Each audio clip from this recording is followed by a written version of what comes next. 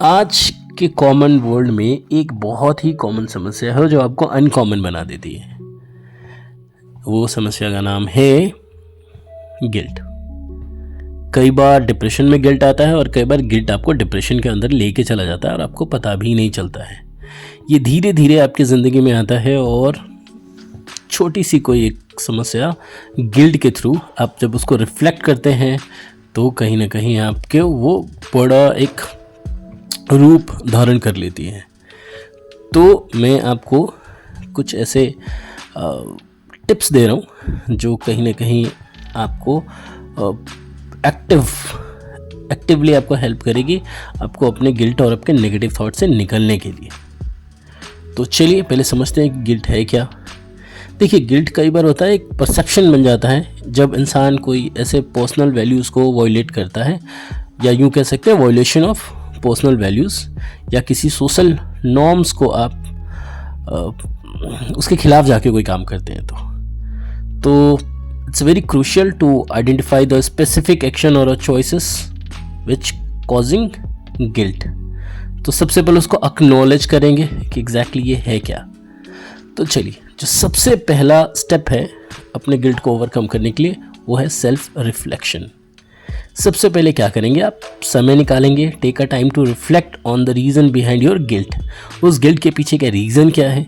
दूसरा, समझने की कोशिश करेंगे कि if it is a result of your own expectations, खुद को कहीं आपने एक्सपेक्ट किया था वो नहीं कर पाए तो इसकी वजह से हो रहा है, या कोई सोसाइटी के नॉर्म्स की वजह से हो रहा है, या वो जेन्युइन है जो आपने गलत किया है। अगर जो है तो रिफ्लेक्ट करिए, सेल्फ रिफ्लेक्शन उसको करिए। दूसरा, एक्सेप्टेंस। देखो भाई, सबसे बड़ी बात क्या होती है कि हम ह्यूमन हैं, और ह्यूमन है तो जाहिर सी बात है कि हम मिस्टेक करेंगे। कोई ऐसा ह्यूमन नहीं है दुनिया में जिसने मिस्टेक ना किया हो।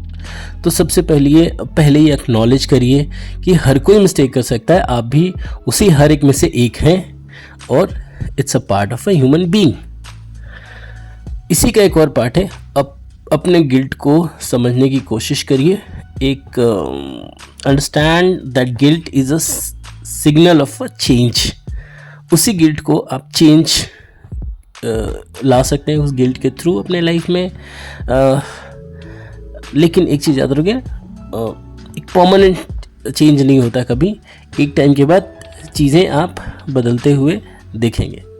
तीसरा और इम्पॉर्टेंट है क्योंकि ये जुड़ा हुआ है आपके अपॉलॉजी से, मतलब अपोलोजाइज करिए, उसमें अमेंडमेंट्स करिए। अगर जो कोई ऐसा गिल्ट है जिससे किसी का नुकसान हुआ है तो सिंसियरली आप जाके अपॉलॉजी दिखाइए या अपोलोजाइज करिए।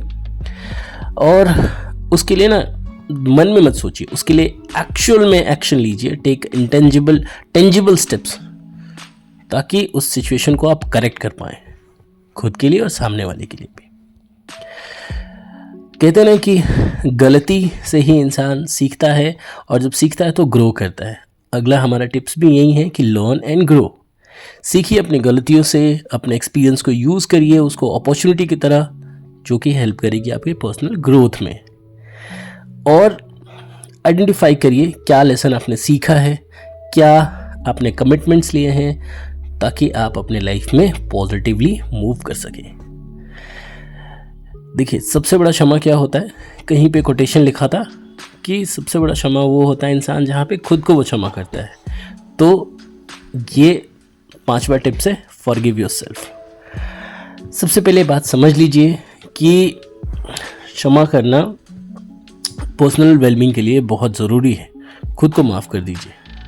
अगर जो आप एक्सपेक्ट करते हैं कि लोग आपको माफ़ कर दें, भगवान आपकी गलतियों के लिए माफ़ कर दें, तो आप खुद को भी माफ़ करिए।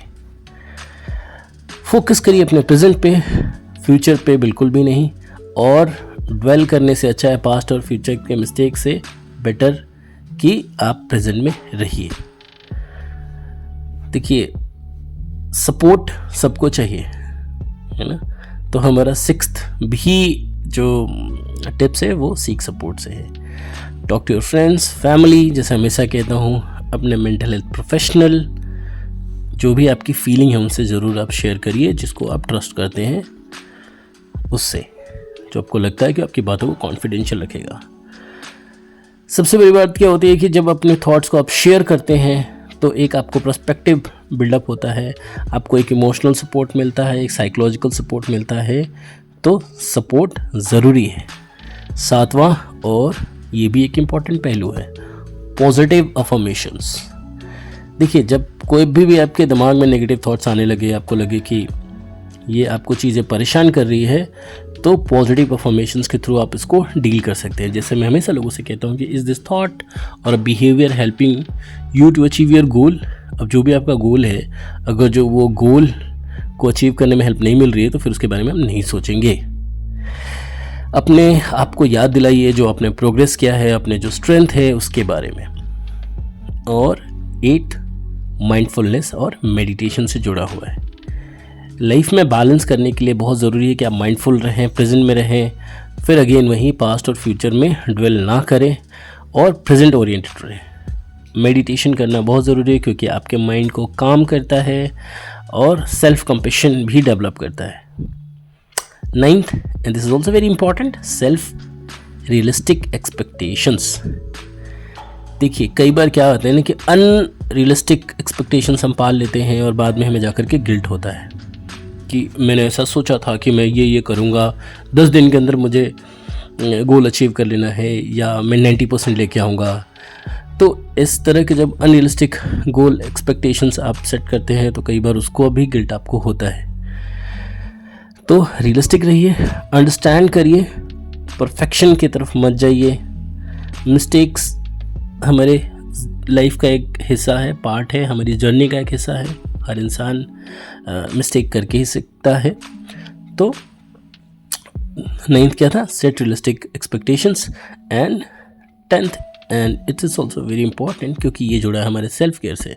सेल्फ केयर करना दोस्तों सेल्फिशनेस नहीं है, तो सेल्फ केयर करते रहेंगे, अपने आपको ऐसे एक्टिविटीज़ में एंगेज करेंगे जहाँ पे जॉय और रिलैक्सेशन फील हो।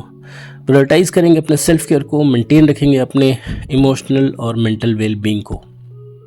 तो ये था मेरी तरफ से कुछ 1 से लेकर 10 तक टिप्स जो डेफिनेटली मैं उम्मीद करता हूँ आपको हेल्प करेगा आपको गिल्ट से निकलने के लिए। कंक्लूज़न में यही करना चाहूँगा कि देखिए, overcoming guilt is a personal journey and that involves reflection, acceptance and positive actions.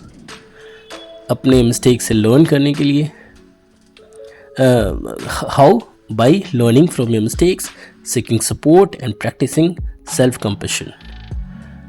धीरे धीरे आप आगे बढ़िए, पास को छोड़िए और कल्टीवेट करिए हेल्दियर माइंडसेट।